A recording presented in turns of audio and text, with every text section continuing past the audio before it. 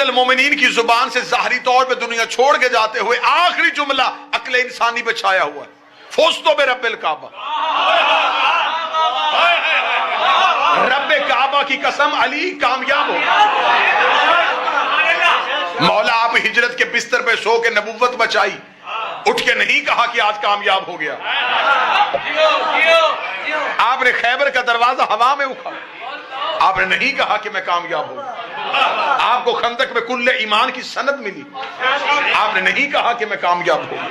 خم غدیر پہ آپ کی ولایت کا اعلان ہوا، آپ نے نہیں کہا کہ میں کامیاب ہو گیا۔ میرے مالک پوری زندگی میں یہ جملہ زبان سے نہیں نکلا، آج 19 رمضان کی صبح آپ کی زبان سے یہ جملہ کیوں نکلا کہ رب کعبہ کی قسم علی کامیاب ہو گیا؟ میرے سامنے اہل علم چہرے تشریف فرما ہے، 80 جنگوں میں میرے بادشاہ علی گئے، کسی میدان جنگ میں علی کو شہادت نہیں ملی۔ امیر المومنین نے مسلح کا انتخاب کیوں کیا؟ علی میدان جنگ میں شہید ہو جاتے تو قیامت تک کے لیے مورخ کہہ دیتا دین بچاتے ہوئے جیسے باقی شہید ہوئے تھے۔ علی کو بھی شہادت ملی، علی نے مسلح کا انتخاب کیا، امیر المومنین نے مسلح کو چنا۔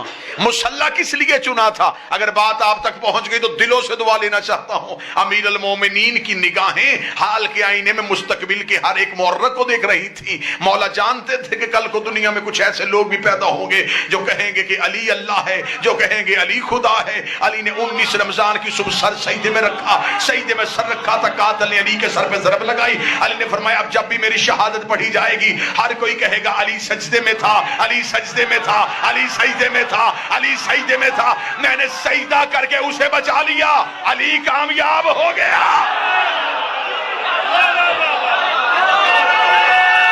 بسم اللہ۔ جس کا سجدہ توحید کو بچا لے، ہمارے سجدے ہیں گناہوں کی معافی کے لیے،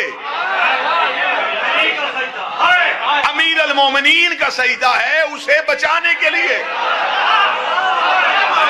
اگر اجازت دیں تو لفظ تبدیل کروں، ہم سجدہ کر کے خود کو بچاتے ہیں، علی سجدہ کر کے اس کو بچاتا۔